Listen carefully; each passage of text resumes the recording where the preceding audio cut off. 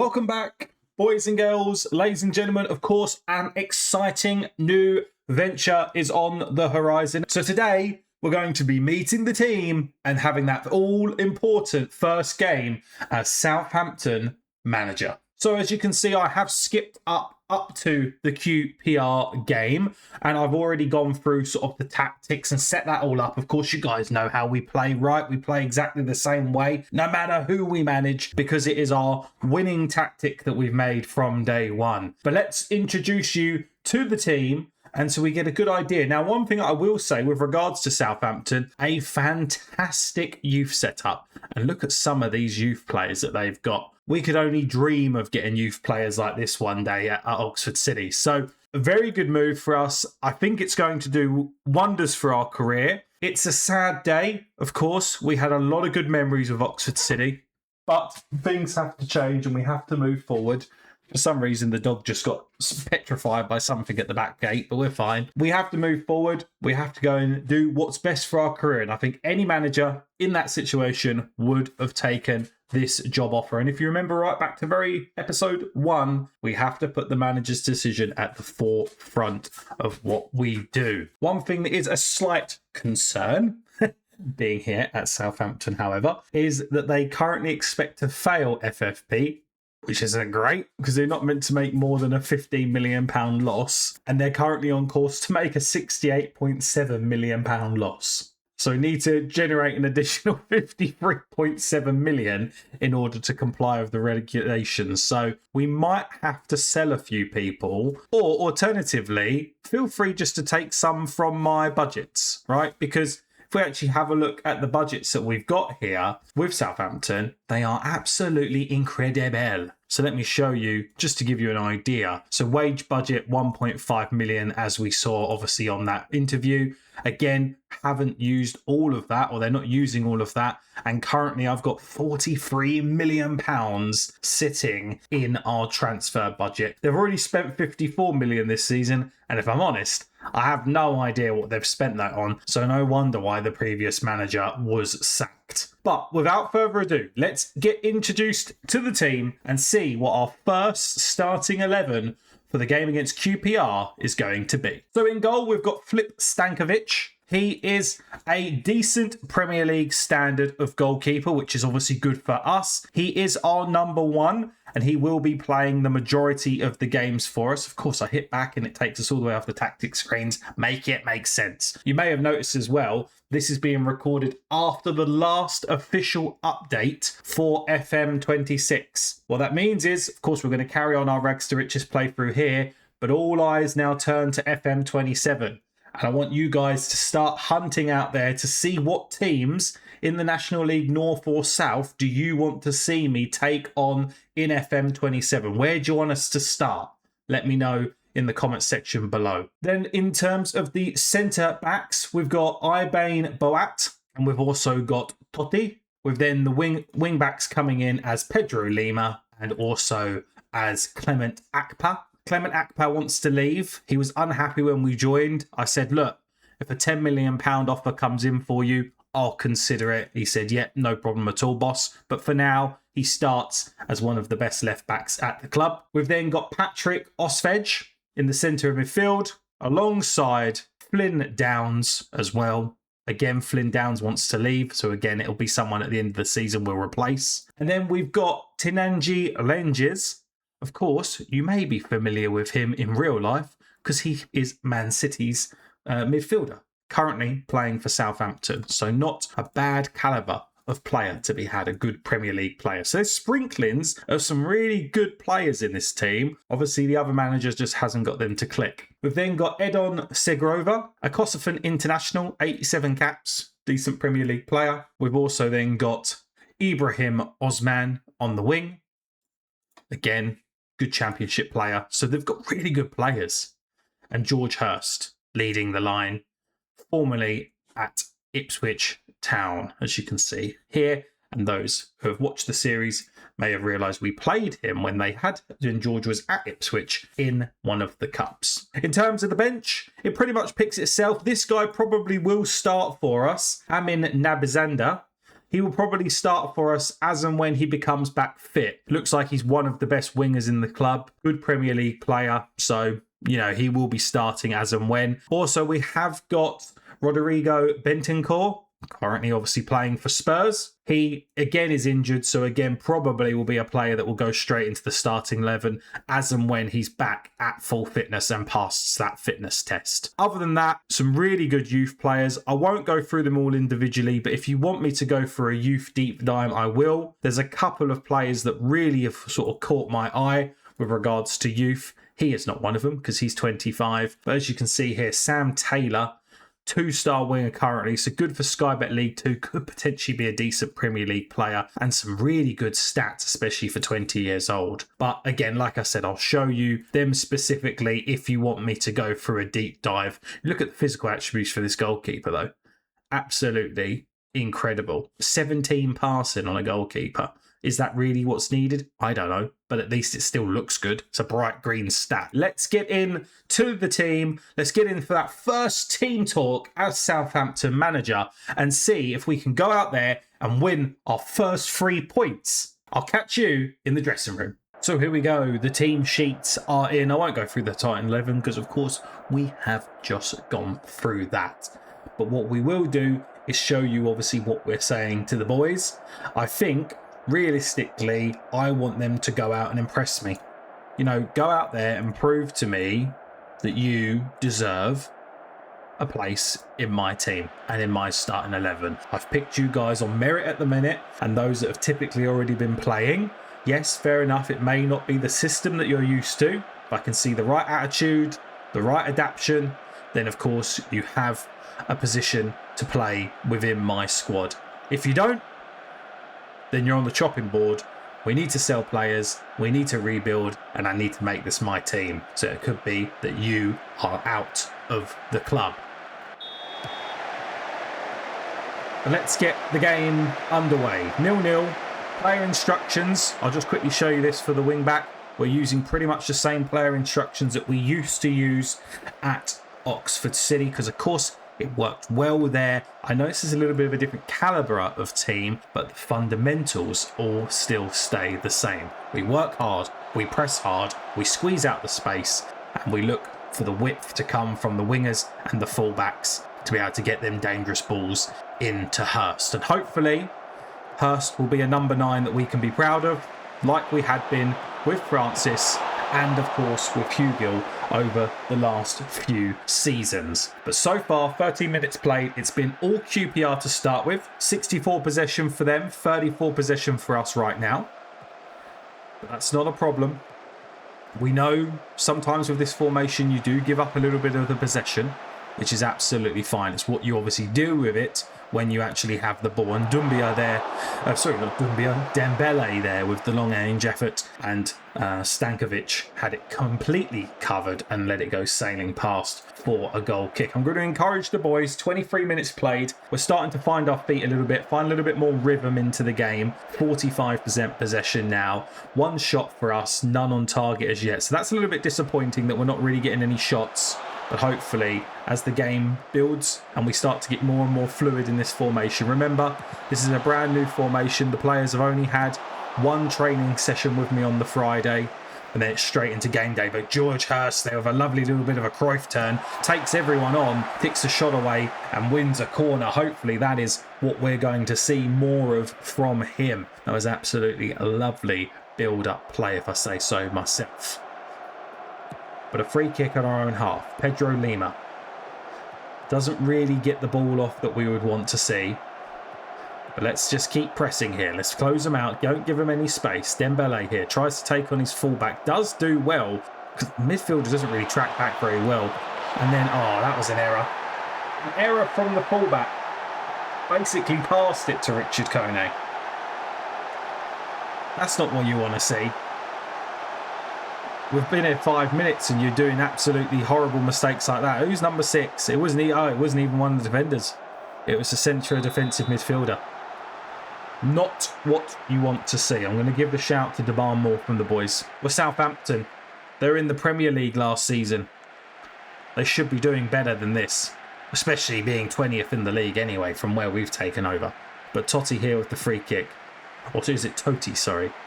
Osman, just again, a poor distribution into Hurst. Hurst is trying to pull the strings up top, but no one's helping him. That surely's offside. Miles offside, surely. Thank you. The assistant referee flag does go up. I was going to say, if that's not, then there's some form of corruption going on in this league, and it's a ploy to get Southampton relegated. Akbar here gets dispossessed. Ball goes out for a throw-in. We won't get to see it. It goes out for half-time. I'm going to say we're in the position we deserve to be. We need to be improving. I'm going to say to the defence they weren't too bad. The midfield, I'm going to say I'm disappointed. I need to see more from you in this second half because all the midfielders, none of them really got that great of a rating as far. And we've not seen them really get the scruff of the neck of this and so far take control of the game, and that's what we need to see from them today. If you hadn't noticed, in possession we're playing a 4-3-3 with 2 more attacking midfielders, and then out of possession we drop that back to a little bit more of a defensive way and have 2 holding midfielders. So just get that little bit more security in number as and when we obviously need it when we're defending. But we aren't really making any chances. We're not really challenging. I think what I might do is bring it a bit more to a standard, try and get a little bit more of the ball. Let's see what we can do. Pedro Lima here gets dispossessed easily. So far, no one is really proving to me, apart from Hurst, that they deserve to be in the squad. And maybe Totti.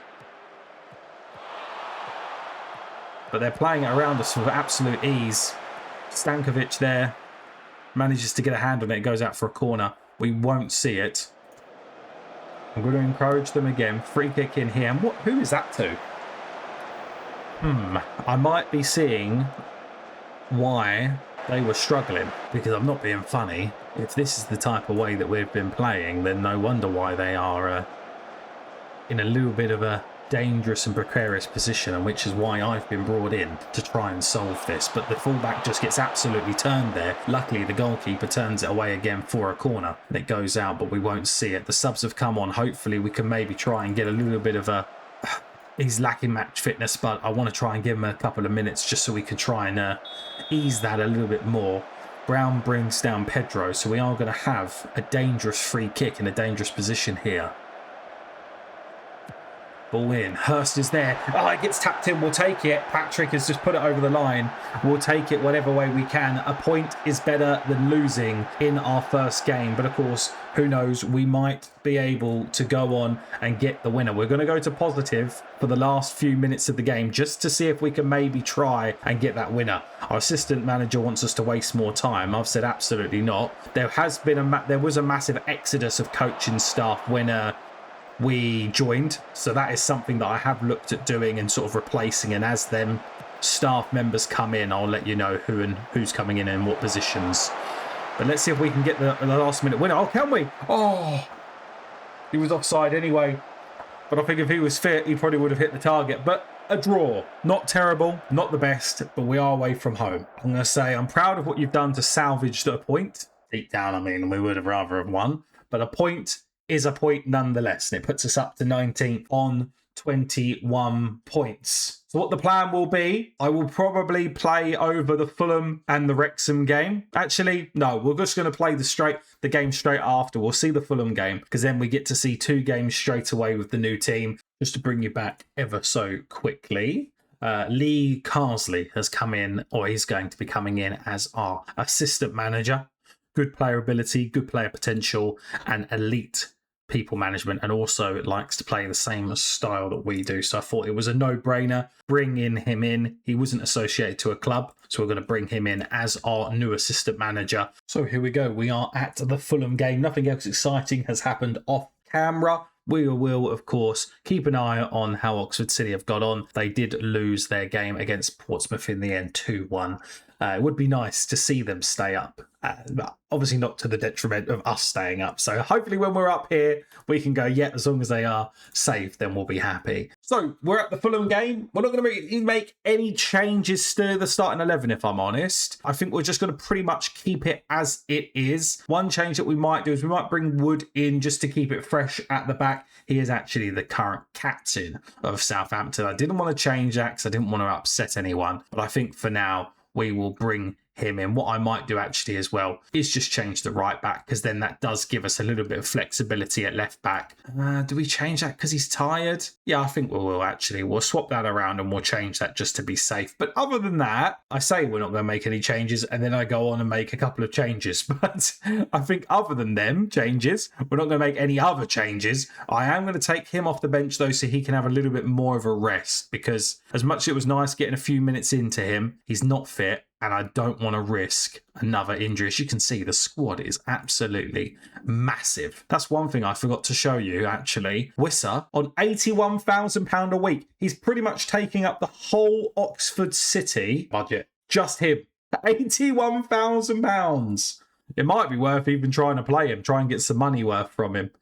But I want to try and get Hurst firing in all cylinders. But we'll see. Either way, striker is a position that needs to be addressed here at Southampton, without a doubt. But that's going to be the team. So we're going to have Stankovic in goal, Roeslev at fullback, alongside Boat and Wood, with Chavez at left back. Austin Haj with Downs and Rangers in the midfield positions, with Segovia and Osman giving us the width, with, of course, Hurst leading the line. So here we go. Let's get into the dressing room. Again, I think we're just going to say this time around, like the MG Group Stadium, we want St Mary's to become a real fortress, and we want people to not want to come here. So I might say our home form is important to us, or shall I say the media have been on our backs for ages now. This is your chance to go out there and stick it to them by proving them wrong. I think that's going to give the fire in the belly, isn't it? Really, that's going to be the one that's, yeah, we want to go and prove everyone wrong. We are here, and we are here to make a stand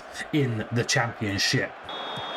But of course, we're playing in the classic Southampton white and red kit, with Fulham playing in their dark green kit. Definitely not as nice as the green kit with Oxford City. You'll notice that the Oxford City shirt is down, but it is, of course, not gone and not forgotten. The plan will be, as we do more and more of these rags to riches and as we change clubs, we will get more and more merchandise from the clubs that we have managed, and we eventually will have them all hung up on a rail so we can look back on fond memories or times with different clubs as the seasons and games unfold. But a highlight here for us, again, not really the type of play we want from the fullbacks. I think we've been spoilt with the fullback choices that we've had at Oxford City, and so far we're not seeing really the type of what is he doing there? Absolutely flirting with it. Luckily, we knock it over the crossbar and it goes out for the corner, but we don't get to see it. I don't even know if it did go out for the corner, but why are we asleep there? Please wake up. You've just come into the squad. You're not proving why you should be starting. But a throw in a dangerous half here for us. I say dangerous half, in their half. Crossing from the fullback. No one's there. Osman just obviously isn't engaging with the ball. He drops out wide again. Cuts inside though. A lovely little bit of play and tucks it into the bottom corner. And we go 1-0 up in our first home league game of the season. I mean, he didn't really engage the ball here too much, but at least he got out wide quickly to be able to say, yep, tuck that here. Thank you very much. Let me take my man on. One little touch past him. Goes straight past that blistering pace that he's got. And he tucks that in the bottom corner. If I remember rightly, I believe he's got, 16 pace and 16 acceleration with 16 dribbling. So quite a good player. And thank the Lord that didn't then get stuck. I think in the patch, touch wood, they've fixed that issue. So we shouldn't have any tabs get stuck on the screen. But you never know with Sports Interactive. And if the bug's still there, they're no longer fixing anything. So we'll then have to just deal with it. But hopefully it's gone. So far, so good. We haven't got stung with it yet. But here, 1 minute in the extra time in the half. Hopefully we can go in half time 1-0 up. Or even higher than 1-0 up. No, we can't. Oh, never mind. Oh, no, never mind. It's like a ping pong machine. It's just going back and forth. Let's stay defensively solid and get in at half time leading.